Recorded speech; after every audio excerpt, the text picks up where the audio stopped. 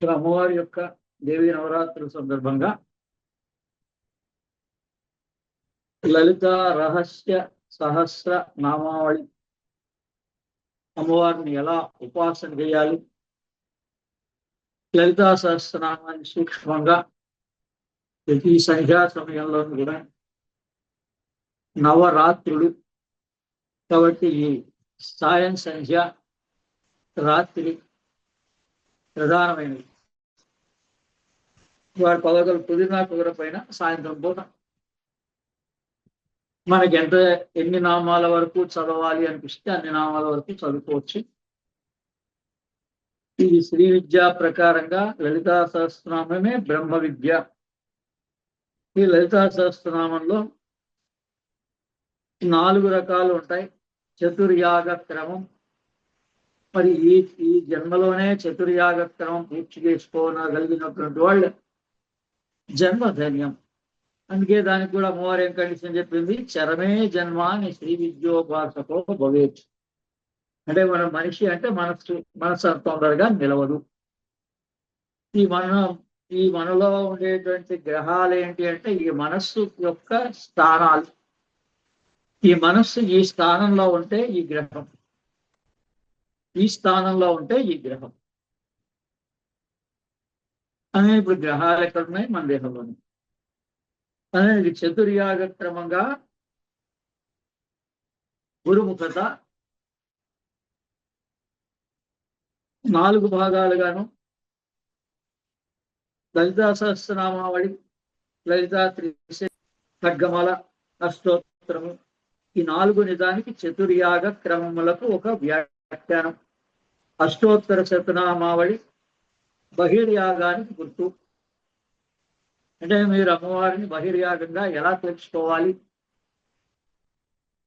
ఏం చేస్తే బహిర్యాగ పూజ అవుతుంది, మీరు శ్రద్ధా విశ్వాసంతో అష్టోత్తర నామాలని నెమ్మదిగా ఒక్కొక్క నామము అర్థం గ్రహించుకుంటూ 10 నామాలే చదవండి, 108 నామాలే చదవండి, మీ ఇష్టం. అష్టోత్తర శతనామావళి చదివితే బహిర్యాగం, బహిర్గతంగా అమ్మవారు ఏంటి అనే అవగాహన మీకు అయిపోతుంది.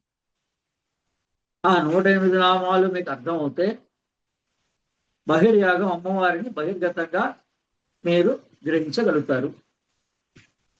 ఇంకా గురువు యొక్క ఆవశ్యకత త్రిశతితో స్టార్ట్ అవుతుంది. అంతర్యాగంతో గురువు యొక్క ఆవశ్యకత ఉంటుంది. బయట మనకెవరు చెప్పక్కర్లేదు. మనం ఎలా ప్రవర్తించాలో మన మనస్సు అలాగే ప్రవర్తిస్తుంది. కానీ లోపల ప్రయాణం అందరు చేయలేదు. మాతృదేవో భవ, పితృదేవో భవ, ఆచార్య దేవో భవ. ఇప్పటి వరకు మనం ఏ డిగ్రీ చదివాము, ఏ కళాశాలలో చేరాము, మరి వాళ్ళందరూ కూడా గురువులే. కానీ వాళ్ళు అంతర్యాగంలో పూర్తి చేసిన వాళ్ళు కాదు.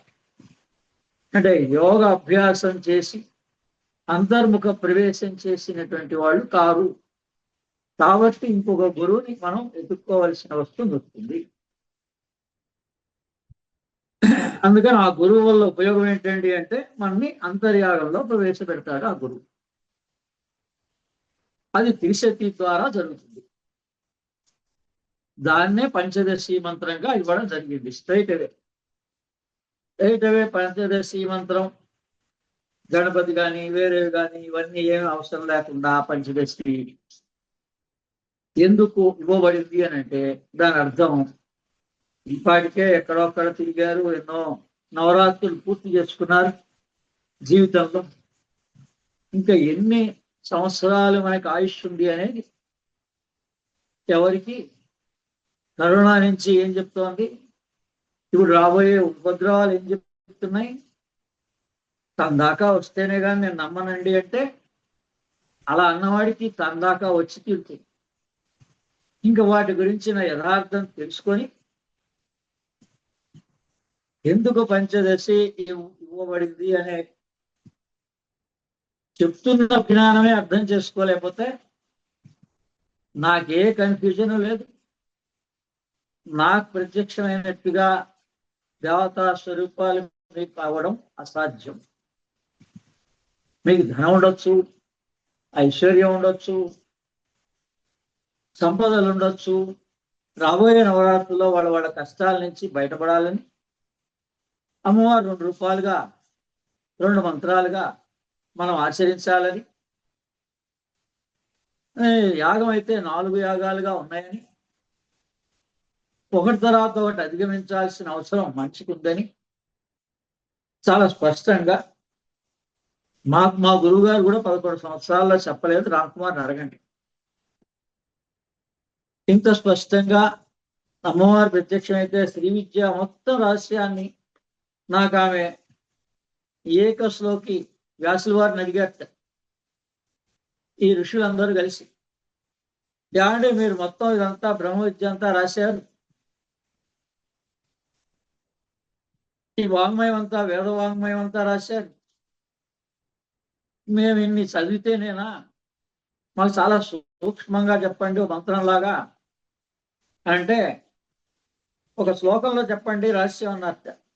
ఆయన అంటే ఒక్క శ్లోకం కూడా అక్కర్లేదు, అర్ధ శ్లోకంలోనే మీరు గనక గ్రహించదలిస్తే ఒక అర్ధ శ్లోకంలోనే, శ్లోకం ఎన్ని 8 లైన్లు ఉంటాయి, 8 అక్షరాలతో ఉంటుంది.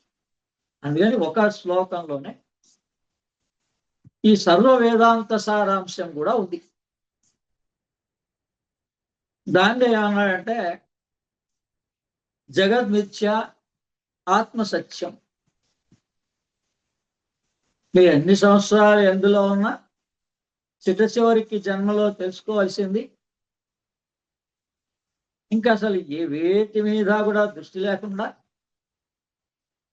భగవంతుడిలో ఐక్యమైపోవాలి అనేటువంటి జ్ఞానం ఎప్పుడు కలుగుతుందంటే జగద్మిథ్య ఆత్మసత్యం. ఇది అందులో శ్లోకంలో రాయబడింది. దాని అంతరార్థం అర్థం ఇంతే. అంటే మనం చూసే సంసారం, మనం కళ్ళతో చూస్తున్నటువంటివన్నీ కూడా మన మనస్సు కల్పించినటువంటివే. బ్రహ్మ మనస్సుతో కల్పిస్తే ఈ సృష్టి ఏర్పడింది. బ్రహ్మ మానస సృష్టి అంటారు. అసలు మనకి కనిపించే కనిపి సంసారం ఉందా లేదా, ఈ బాధలన్నీ మనకు ఉన్నాయా లేవా అని అడిగితే జాగ్రత్త స్వప్న సుషుప్తి గాఢ నిద్రలో ఇవేవి లేవు. ఎప్పుడైతే గాఢ నిద్రలో ఇవేవి లేవు, మనం అంటే కూడా ఎవరో మన పేరు కూడా మనం తట్టినా కూడా లేవలేని స్థితిలో ఉన్నాము. ఆ స్పృహే ఉండదు.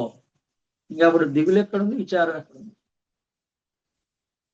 ఈ కష్ట సుఖాలు ఎక్కడున్నాయి, మీ ఎగ్జిస్టెన్స్ ఎక్కడుంది? ఇది ప్రతిరోజు జరుగుతోంది గాఢ నిద్రలోనే. మరి గాఢ నిద్ర దాటాక తురియ ఉంటుంది. అందుకని దీన్ని ఇన్ని యోగాల్లోకి క్రియాయోగం గొప్పదని ఎందుకు చెప్పారు? ఓంకారమే క్రియాయోగం.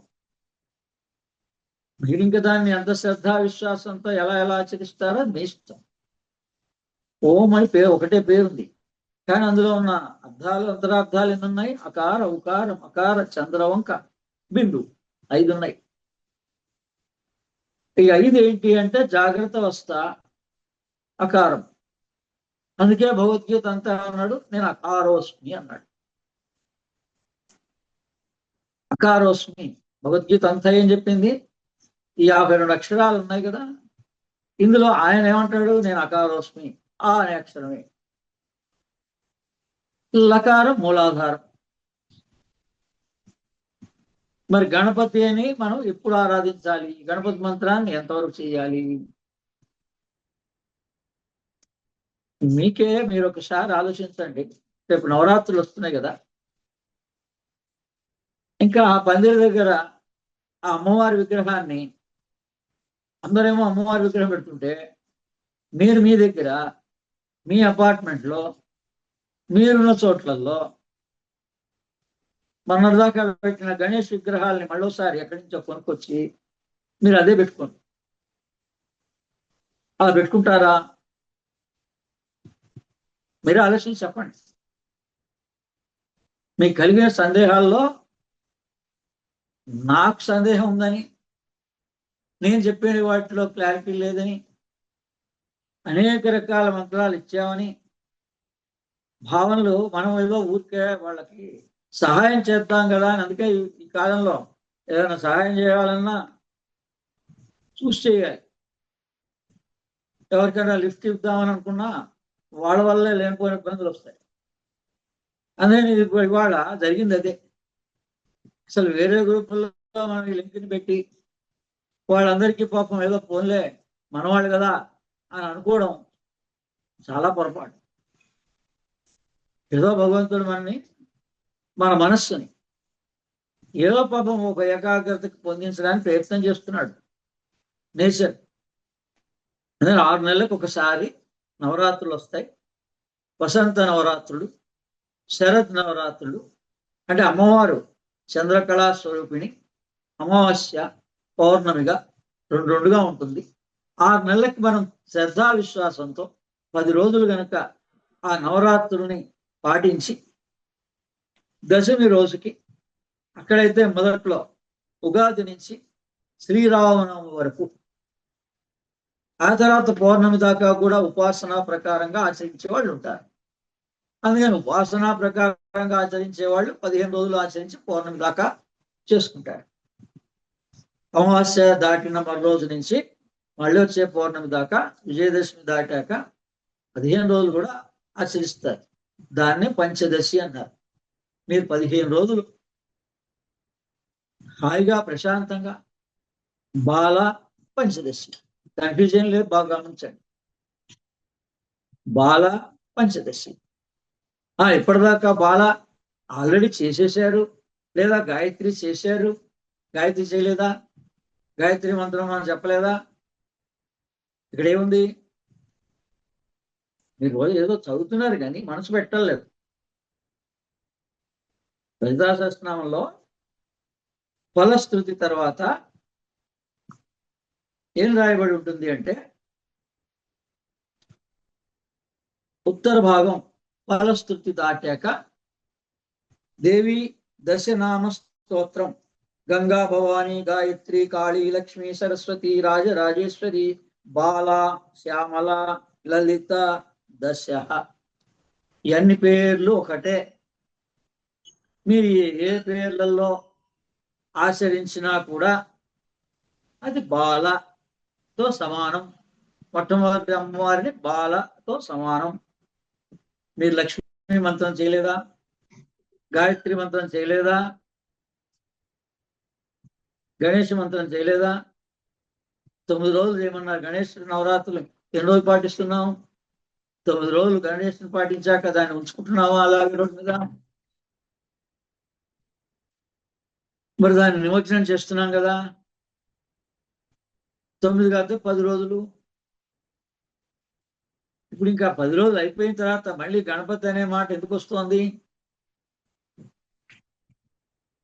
మీకు ఇష్టమైతే మీరు చేసుకోండి, అది వేరు సంగతి. అది అయిపోయిన తర్వాతే చెప్పాం కానీ గణపతి మంత్రం ఇచ్చినప్పుడు గణపతి దాటంగానే గ్రహణం రోజున ఇవ్వడం జరిగింది. ఆ 10 రోజులు అయిపోయినాయి, నిమజ్జనం అయిపోయింది. ఆ చంద్రగ్రహణం నుంచి గ్రహణం మళ్ళీ రాదు. ఇక మళ్ళీ మనం ఉన్నప్పుడు రాదు, మీరు ఉన్నప్పుడు వస్తాము. అందుకని రాదని ఈ మొత్తం లైఫ్ టైంకే కావాల్సినటువంటిది గ్రహణం రోజున పంచదశి మంత్రం ఇవ్వబడింది.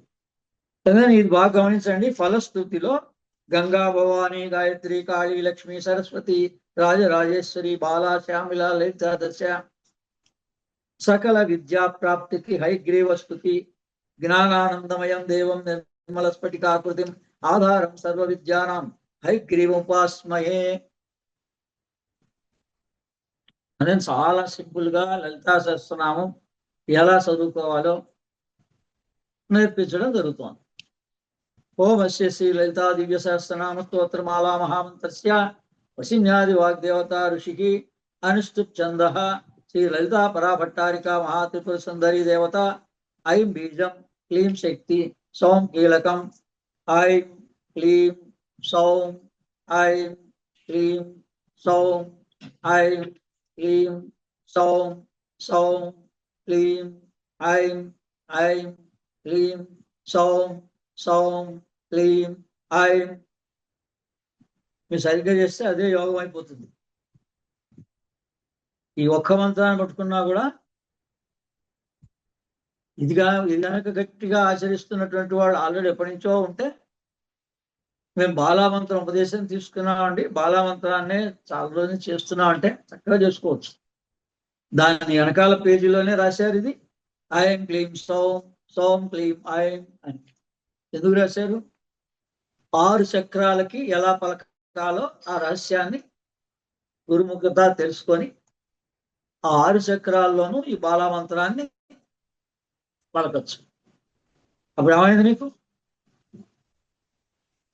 చక్రశుద్ధి జరిగింది, యోగం ప్రాప్తించింది. మూలాధారం నుంచి సుషుమ్న ఆజ్ఞాచక్ర పర్యంతం, మళ్ళీ ఆజ్ఞాచక్రం నుంచి మూలాధార పర్యంతం ప్రాణం ప్రసరిస్తే అదే కుండలిని జాగృతి.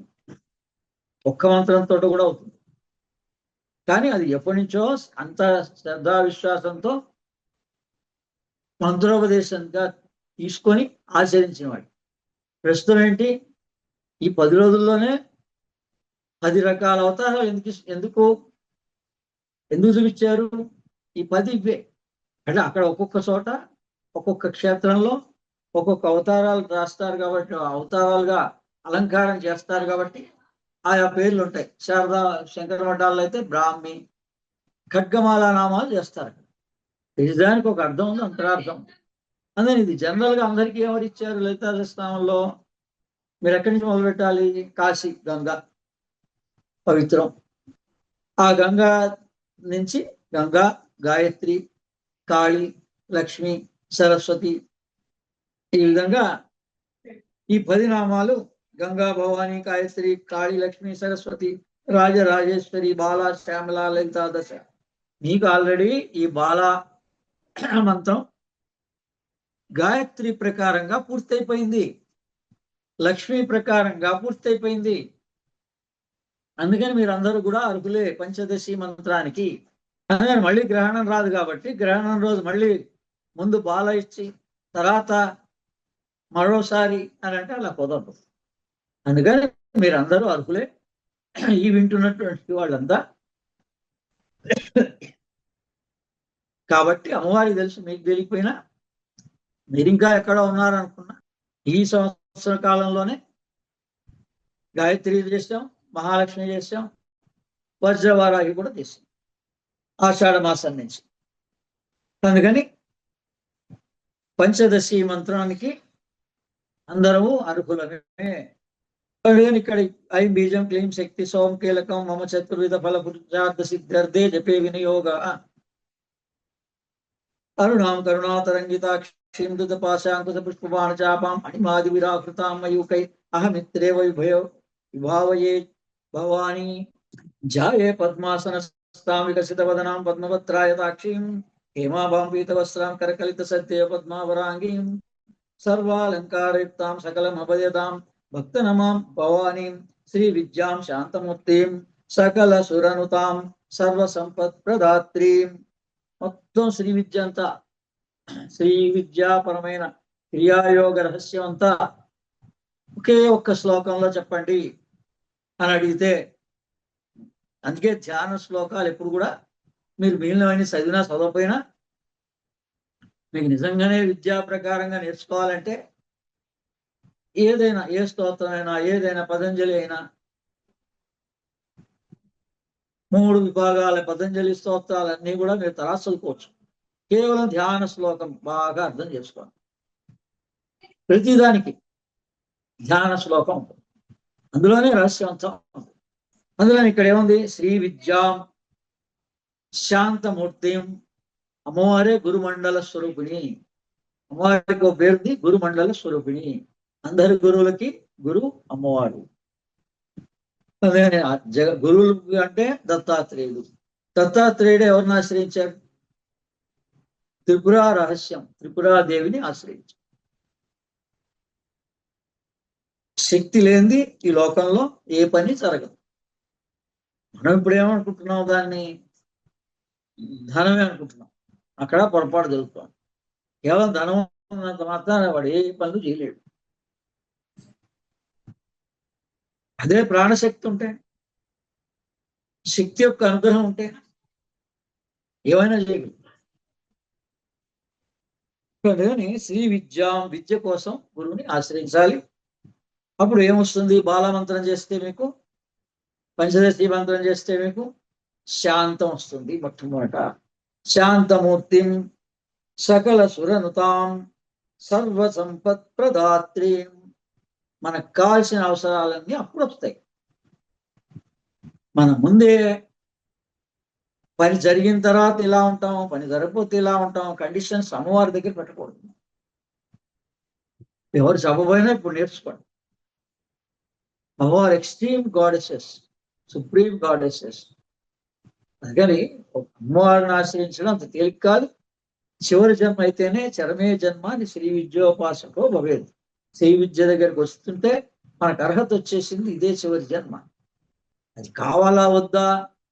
చివరి దాకా వచ్చిన అవకాశాన్ని మనం సద్వినియోగం చేసుకుంటామా, విమర్శించుకుంటూ దుర్వినియోగం చేసుకుంటామా, మన ఇష్టం. ఇది అందుకని చదివాం పొద్దున కూడా. దీంట్లో అర్థాన్ని చెప్పి ప్రయత్నం చేస్తాం. ఇక పంచదశి మంత్రం చదవంగానే దాని అర్థం ఎక్కడిచ్చింది శ్రీ విద్యలో? మొట్టమొదట మంత్రం కాయే ఈలా హ్రీం అసకహల హ్రీం సకల హ్రీం కాయే ఈలా హ్రీం అసకహల హ్రీం సకల హ్రీం. అసలు జరిగితేనే మనకి శాంతం వస్తుంది. ఇప్పుడు దాని డెఫినేషన్ ఏంటండి? పంచదశి మంత్రం యొక్క డెఫినేషన్ ఎక్కడ రాయబడింది? నేను రహస్యంగా ఒక చోట ఉంది. దాన్ని ఇప్పుడు మనం తెలుసుకునే ప్రయత్నం చేస్తున్నాం. అమ్మవారి ఈ మంత్ర అక్షరాల్లో ఉన్నటువంటి నాదము. ఇప్పుడు అర్థమైంది. అమ్మవారు ఎవరు? నాదము, నాదస్వరూపిణి. దాన్నే లయాయోగం అన్నారు, నాదయోగం అన్నారు. అంటే ఈ కా ఏ ఈ లా హ్రీం సకల హ్రీం సకల హ్రీం. ఆ ఏదైతే నాదం లోపల నుంచి మనమే వినాలి. మనం మంత్రం చేస్తుంటే ఈ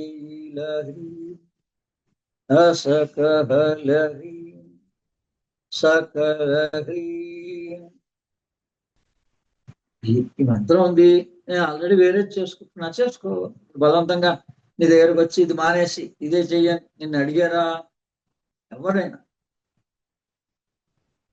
నీకు ఇష్టమైన అనిపించింది, రాబోయే నవరాత్రి కోసం ఇస్తున్నారు, తీసుకోవాలి అనుకుంటే తీసుకో, లేదంటే కానీ దీని అర్థం ఇక్కడ ఏముంది? తర్వాత మంత్రాక్షరాలని మాతృకా వర్ణాలు అంటారు. మాతృకా వర్ణములే అమ్మవారి యొక్క నాదపీఠం. ఆ నాదపీఠం శ్రీ విద్యామంత్రం యొక్క తాత్పర్యం. ఇప్పుడు ఆ శ్రీ విద్యామంత్ర తాత్పర్యం ఏమిటి? పంచదశి మంత్ర తాత్పర్యం ఏమిటి? ఇది ప్రామాణికం. గణేశ గ్రహ నక్షత్ర యోగిని రాశి రూపిణి దేవీం మంత్రమయీం నౌమిని మాతృకాపీఠ రూపిణి. అమ్మవారెవరు? మాతృకాపీఠ రూపిణి. అక్షరాలన్నీ ఏమున్నాయో మాతృకా వర్ణాలు. ఆ అక్షరాలన్నీ అమ్మవారి యొక్క కృప. లేకపోతే మనిషి వాక్కు రాదు. ఇప్పుడు కోర్టులో కేసు ఉంది, గెలవాలి, వాక్కు రాదు. అవతలవాడు గట్టిగా మాట్లాడతాడు, అందులో బలం లేకపోయినా గెలిపిస్తాడు. ఎందుకు ఇన్నిసార్లు పోస్ట్ పోన్ అవుతుంది? ఎందుకు ఇన్నిసార్లు మా కేసు రావటం లేదు, గెలవటం లేదు? అమ్మవారి అనుగ్రహం. ఇప్పుడు మనం మాట్లాడడం కదా, మన తరఫున మాట్లాడుతాం. ఆ మాట్లాడగలిగే శక్తి వాడికి రావాలంటే మనం అమ్మవారిని ఆశ్రయిస్తే వస్తుంది. ఎందుకు పని చేయాలండి? ఎవరెవరికి ఏమేమి కష్టాలు ఉన్నాయో అమ్మవారికి తెలుసు కదండి. 800 కోట్ల మంది యొక్క మనస్సులు ఏమిటో అమ్మవారికి తెలుసా, తెలీదా? మీకే తెలుసు. తర్వాత కాలంలో మనం మంచి చేశామా, పొరపాటు చేశామా? ఇక్కడ చెప్తున్నారు, గణేశ గ్రహ నక్షత్ర యోగిని రాశి రూపిణి దేవీం మంత్రమయీం నౌమిని మాతృకా పీఠ రూపిణి. శ్రీ విద్యామంత్రమైన పంచదశిలో మాతృకా పీఠ రూపంగా అమ్మవారి యొక్క తత్వాన్ని చెప్పడం జరిగింది. రాజరాజేశ్వరియే గణేశ, అమ్మవారికి వినాయకి అనే పేరు కూడా ఉంది, ఒక ఆ నామాల్లో వస్తుంది. అందుకని అమ్మవారు ఎవరు, గణేశ అన్న పేరు ఎందుకు వచ్చిందో తెలుసుకుంటేనే తప్ప శ్రీ విద్య పరిపూర్ణం కాదు. ఆమెకే మరి ఒక పేరు త్రిపురాంబ. 3 కూటములను త్రిపురాములు అంటారు. వాటన్నిటికీ సమిష్టి అంబ. ఇలా 111 మంది దేవతలు 3 తల్లులుగా బాసిల్లునట్టి ఆమెయే వీటన్నింటి యొక్క ఐక్యము గణేశ. ఆమెయే హ్రీంకార అనేది భువనేశ్వరి. ఇది కాసేపు అదే గణేశ.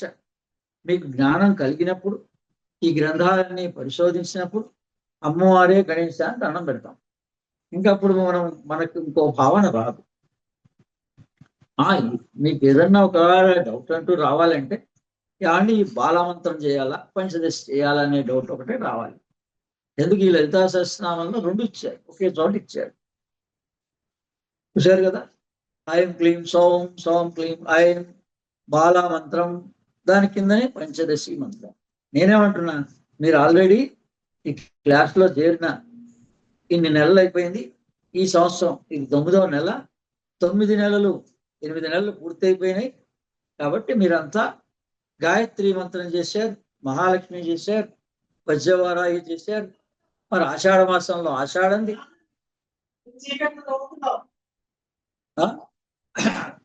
ఏముంటాయి, ఏ నెల ఆ నెల ఎందుకు పండగ ఇచ్చారు మనకి?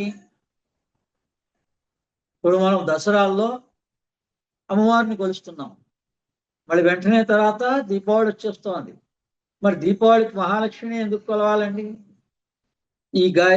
ఈ గణేశనే కంటిన్యూగా కొలుసుకోవచ్చు, తప్పలేదు. మరి గణపతి నవరాత్రులని గణపతిని ఎందుకు పెడుతున్నారు? మళ్ళీ 15 రోజులు అయ్యేటోడికి ఆ టెంట్లు తీసేసి మళ్ళీ నవరాత్రులు వస్తున్నాయి, అమ్మవారి విగ్రహాన్ని ఎందుకు పెడుతున్నారు? మరి అక్కడ ఎవరు అడగటం లేదు. నవరాత్రులు, గణపతి నవరాత్రులు వచ్చినాయి, వెళ్ళిపోయినాయి. ఇప్పుడు రాబోయేది అమ్మవారి నవరాత్రులు. ఆ సందర్భంగా లలితా సహస్రనామం యావత్ భారతదేశంలో అన్ని దేవాలయాల్లో, అమ్మవారి దేవాలయాలన్నింటిలోనూ లలితా సహస్రనామంతో పూజ చేస్తారు.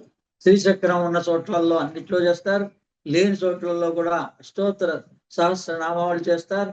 మన అవసరాలన్నీ కష్టాలన్నీ తీరడం కోసం అమ్మవారిని బాలామంత్రంగా, పంచదశి మంత్రంగా, గురుపదేశ ప్రకారంగా ఆచరించవచ్చు. ఎక్కడ ఏ గురు సాంప్రదాయంలో కానీ, ఏ ఆర్గనైజేషన్లో కానీ, ఎక్కడ కానీ వెళ్ళినా మీకు ఇంత సులభంగా మీకు మాత్రం అందదు. అది మీ అదృష్టం. దాన్ని మీరు సద్వినియోగం చేసుకుంటే మంచిది. అందుకని ఇక్కడ ఏ లలితా సహస్రనామం అంటే అష్టోత్తరం చదువుకోవచ్చు. ప్రస్తుతం వరకు లలితా సహస్రనామం కూడా ఎలా చదవాలో సూక్ష్మంగా 5 నిమిషాల్లో 10 నిమిషాల్లో నేర్పించడం జరిగింది. ఈ పంచదశి మంత్రం యొక్క ఎక్స్ప్లెనేషన్, ఈ రహస్యం అంతా ఇందులోనే ఉంది. గణేశ గ్రహ నక్షత్ర యోగిని రాశి రూపిణి దేవీం మంత్రమయీం నవమిని మాతృకారు పీఠ రూపిణి అని దీని ఎక్స్ప్లెనేషన్ ఎన్ని గ్రంథాలైనా ఉంటాయి. అదే శ్రీ విద్య అంతా కూడా దీని మీదే ఆధారపడి ఉంది. అందుకని ఇందులో ఒక భాగాన్ని మనం ఇప్పుడు ఈ క్షణం తీసుకుంటే,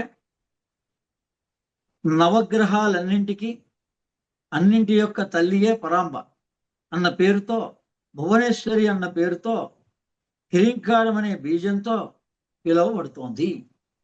రహస్యంగా ఎలా చెప్పారు? మీరు గ్రహాల గురించి శ్రీ విద్యలోకి వచ్చిన తర్వాత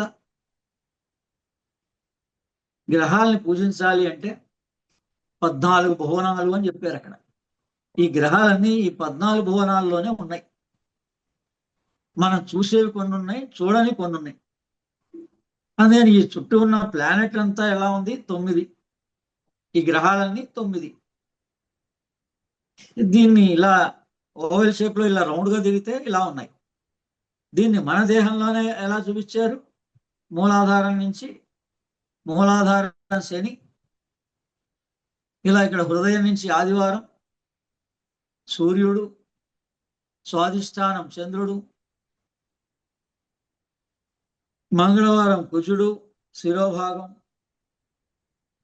ఆ తర్వాత బుధవారం నాభి, గురువారం ఆజ్ఞ, శుక్రవారం థ్రోట్ విశుద్ధి చక్రం, శనివారం మూలాధారం. ఇప్పుడు ఇవి ఎలా ఉన్నాయి? ఇలా పొడుగ్గా ఉన్నాయి. అందుకని ఇప్పుడు ఎప్పుడైతే మనం ఇలా పొడుగ్గా భావిస్తామో కింది నుంచి పైకి, కింది నుంచి పైకి భావించినప్పుడు ఈ బయట ఎలా ఉంది? సృష్టి అంతా 14 లోకాలుగా ఉంది. అధోలోకాలు 7, ఊర్ధ్వలోకాలు 7. అందుకని వీటిలోనే గ్రహాలు ఉన్నాయి. అందుకని ఇక్కడ ఏం చెప్పారు శ్రీ విద్యలో? నవగ్రహాలన్నింటికి అన్నింటి యొక్క తల్లియే పరాంబ. పరాంబ అన్న పేరుతో, భువనేశ్వరి అన్న పేరుతో, హ్రీంకారం అనే బీజంతో పిలువబడుతోంది. ఇందులో కా ఏ ఈల హ్రీం, హల హ్రీం, సకాల హ్రీం, ఈ 3 హ్రీంకాలు మళ్ళీ ఒక్కొక్క దాంట్లో 3 భావిస్తే 9. అకార, రకార, ఈంకారం 3 అనేవి ఇవే నవగ్రహాలు. అందుకని ఈ నవగ్రహాలని ఇదేమో మనము చాలా సులభ పద్ధతిలో చెప్తుంటే మళ్ళీ మనం పాత పద్ధతిలోనే చేసుకుంటాము అనేటువంటి వాడికి, అందుకని ఆ గ్రహాల గురించి అలా చెప్పడం జరిగింది. కానీ అదే హ్రీంకారం ఈ మంత్రమే చేస్తూ ఎక్కడ అవసరం వచ్చినప్పుడు అక్కడ భావిస్తూ ఉంటే ఆ గ్రహాలకు కూడా శుద్ధి కూడా అయిపోయింది. ఈ చక్ర శుద్ధే గ్రహ శుద్ధి. అసలు మనం కన్ఫ్యూజ్ అవుతున్నాం. ఉన్నది 9. శ్రీచక్రం అంటే 9 భాగాలు, అందులో ప్రధానమైనవి 6 చక్రాలు, 6 గ్రహాలు. ఈ మంత్రాన్ని ఒక్కొక్క దగ్గర మనం ధారణ చేస్తూ ఆచరిస్తే ఆ చక్ర శుద్ధి జరుగుతుంది, ఆ గ్రహ శాంతి కలుగుతుంది. ఇంత సులభంగా ఉంటే ఇది మన మనస్సే కన్ఫ్యూజ్ చేసి వెనక్కి లాగి ముందుకు లాగి, ఏంటంటే క్రియాయోగం దగ్గరకు వచ్చేటప్పటికే పరమశివగానంద పుస్తకంలో ఈ గ్రహాలన్నీ కాంతి స్వరూపాలు, ఇవి మిమ్మల్ని ఏం చెయ్యవు అని రాశారు. అయినా మన మనస్సే అసలు గ్రహం ఎవరండి? మన చుట్టూ ఉన్నవి గ్రహాలు. మనం ఒక ఫ్రెండ్ని అడిగాం, అదో గ్రహం. కుటుంబంలో వ్యక్తులు ఒక్కొక్క గ్రహం. అదే రియల్ ఏది? అసలు గ్రహం ఎవరు? ఇంత ఏజ్ పెరిగిపోతుంది, ఆ భయాల్లోనే జీవిస్తున్నాం. చాలాసార్లు ఇంటర్వ్యూలో కూడా చెప్పా, ఇండియా వాళ్ళకే గ్రహాలు ఉన్నాయా? వేరే దేశాల వాళ్ళకి గ్రహాలు లేవా? ఎంత భయంతో జీవిస్తున్నాడు మనిషి. మరి ఆ భయం ఉంటే త్వరగా క్లియర్ చేసుకోవచ్చు కదా. అందుకోసం అని ఆ భయం, అలా భయంతో ఉన్నటువంటి వాడికి ఎలా చెప్తాం? ఇంకా మనం నీకు లేదు అంటే ఉంది అనుకుంటున్నాడు. సరే ఉంది కాబట్టి పంచాంగం తీసుకో. అందుకని వాళ్ళకి ఆ పంచాంగంలో మీరు ఏ పంచాంగం అయినా కుల పంచాంగాలు ఉన్నాయి, బోర్డు పంచాంగాలు ఉన్నాయి, గంటల పంచాంగం ఉంది. అందులో నవగ్రహ ధ్యాన శ్లోకాలను ఉన్నాయి, యూట్యూబ్లో కొట్టండి. ఆ పక్కనే రాసి ఉంటాయి ఎన్నిసార్లు చదవాలో. మామూలుగా అది శ్రీ విద్యలో భాగం కాబట్టి సబ్జెక్ట్గా తెలుసుకోండి, ఊరుకోండి, మీరేమి రియాక్ట్ అవ్వండి. అందుకని మీకు మహాలక్ష్మి సాధనే చేస్తున్నాం. దానికి ఏం చెప్పాము క్లారిటీ? పొద్దున్న గాయత్రి చేసుకోండి, సాయంత్రం మహాలక్ష్మి చేసుకోండి అని చెప్పి. అందుకని సాయంత్రం పూట కుబేర ముద్రతో పట్టుకొని మీ కష్టాలని మొదట తీర్చుకోండి. ఆ మహాలక్ష్మి అమావాస్యల దీక్షలతో ఆచరించండి. రేపు పొద్దున ఇంకో 2 నెలలు అయిపోతేట్లా దీపావళి అమావాస్య వచ్చేస్తుంది. చూస్తూ సంవత్సరం గడిచిపోయింది.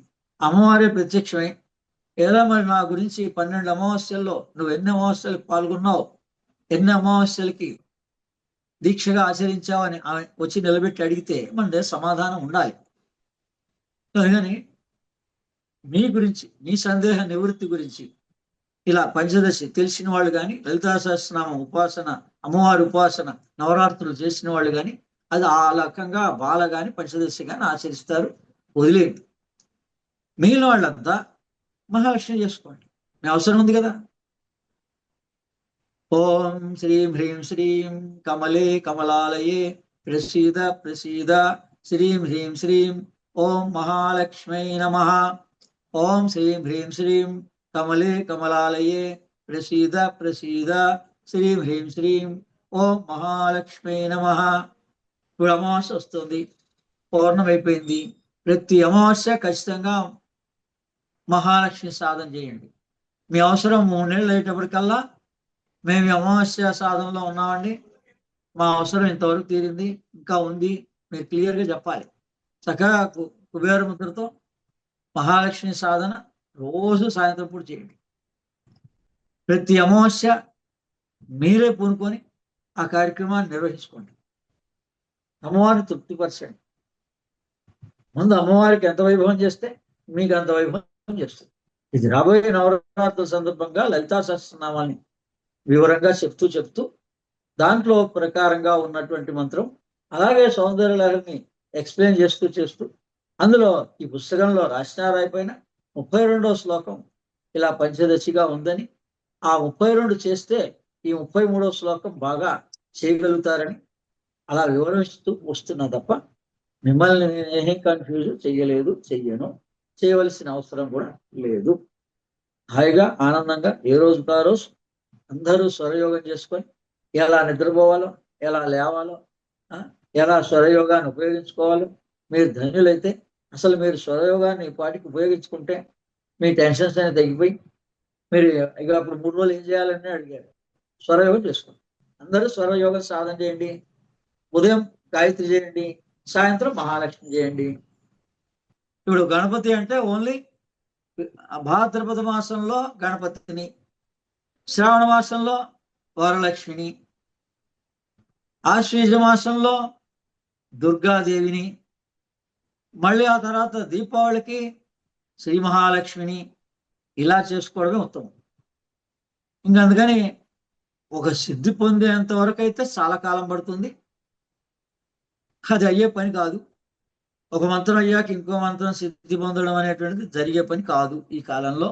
ఎందుకంటే ఫోన్లో మాట్లాడడానికే టైం లేదండి, 4 క్లాసులు శ్రద్ధగా వినడానికి టైం లేదండి. ప్రతి అమావాస్య పిలిచి మనమే పిలిచి మీరు రండి అంటే టైం లేదండి. సిద్ధి ఎలా పొందుతారండి? నేను 9 సంవత్సరాల పాటు మా గురుగారి దగ్గర 2000 నుంచి 2009 దాకా ప్రతి శుక్రవారం అమ్మవారి పూజ అంటే తల్లి హాస్పిటల్లో ఉన్నా కూడా మొదట పూజకి అటెండ్ అయ్యి, దీక్ష అంటే గురు ఇచ్చేది కాదు, చాలాసార్లు చెప్పారు, మనం దీక్షగా చేయాలి. ఆయన ఏం చెప్పారు? ఆయన దగ్గర రాగానే నేను అమ్మవారిని పూజించుకుంటున్నాను రా, ప్రతి శుక్రవారం నీకు వీలైతే రా అన్నారు. నేను ఆ రోజు నుంచి 9 సంవత్సరాల పాటు ఫంక్షన్ ఉన్నా, ఇవాళ ఇలాంటి ఫంక్షన్ ఉన్నా, బర్త్డే ఉన్నా, వేరే ఫంక్షన్ పిలిచినా అన్నిటికీ మా తమ్ముడిని పంపించి, మా వాళ్ళని పంపించి నేను 9 సంవత్సరాల పాటు ప్రతి శుక్రవారం కూడా ఆచరిస్తే అది దీక్ష, అది అమ్మవారి ఉపాసన దీక్ష. అలా గణపతి దీక్ష అంటే ఇక గణపతి ఉపాసకులు ఉన్నారు తెలిసిన వాళ్ళు కూడా, వాళ్ళు గణపతి దీక్షిస్తారు. వాళ్ళు చెప్పినట్టు కొన్ని సంవత్సరాల పాటు చెయ్యాలి. అప్పుడు వాళ్ళే చెప్తారు సిద్ధి పొందాడా లేదా. అందుకని వీళ్ళంతా ఇప్పుడు జనరల్గా ఉన్నారు, క్యాలెండర్ ప్రకారంగానే ఉన్నారు. కాబట్టి వాళ్ళ క్యాలెండర్ ప్రకారంగానే వాళ్ళ మనసుకి ఏది ఇష్టం అనిపిస్తే అది చేసుకోవచ్చు. అయితే మనం చాలా కాలం నుంచి కూడా, ఈ 18 నెలల నుంచి కూడా మనం మార్గం మారలేదు. ఉదయం పూట సూర్యుడు, సాయంత్రం పూట చంద్రుడు. ఉదయం సూర్యుడు అంటే గాయత్రి, సాయంత్రం చంద్రుడు అంటే అమ్మవారు మహాలక్ష్మి. అందుకని ఇప్పుడు మళ్ళీ ఒకసారి కుబేర ముద్రతోటి సాయంత్రం పూట 360 రోజులు కూడా చంద్రుని చూసుకొని మహాలక్ష్మి సాధన. ఎందుకంటే మన అవసరం తొందరగా ఏం తీరదు, మన అవసరం తీరేంత వరకు మహాలక్ష్మి సాధన చేసుకోవడమే 360 రోజులు సాయంత్రం పూట. ఉదయాన్నే సూర్యుడు దండం పెట్టుకోవాలి, ఆడ మగ ఏం కాదు. గాయత్రి కూడా చెప్పాము, ఈ గాయత్రి కాదు ఆ గాయత్రి చేసుకోవచ్చు. సర్వ చైతన్య రూపాం తాం ఆజ్యాం విద్యాంచ ధీమహి. ఇప్పుడు ఇలా సభాముఖంగా అడిగినప్పుడు ఆడవాళ్ళు ఆ 3 రోజులు చేయకూడదు, ఆ 3 రోజులు మంత్రాన్ని చేయకూడదు. మామూలుగా వేరే ప్రాణాయామం చేసుకోవచ్చు, స్వరయోగం చేసుకోవచ్చు, వేరేవి చేసుకోవచ్చు. అందుకని ఒక మంత్రము, ఒక దీక్ష అన్నప్పుడు ఆ 3 రోజులు చేసుకోకూడదు. మిగిలిన రోజు పొద్దున్నే గాయత్రి మంత్రం చేసుకోవచ్చు. ఇప్పుడు బీజ గాయత్రి కూడా ఇచ్చాం అందుకని ఈ పుస్తకంలో. అలా బాగా జనరల్గా ఉండండి. ఉదయం గాయత్రి, సాయంత్రం మహాలక్ష్మి. ఆ తర్వాత మీ పర్సనల్గా నాకేంటంటే ఒక నలుగురు అడిగారు, ఏమండి నేను శ్రీ విద్య చెప్తున్నారు కదా, ఈ శ్రీ విద్యలో మాకు పంచదశి మంత్రోపదేశం చేస్తే బాగుంటుంది అని అడిగారని వాళ్ళ గురించి పోయిన గ్రహణంలోను ఈ 2 రోజులు కూడా చెప్పడం జరిగింది. అది అందరి గురించి కాదు.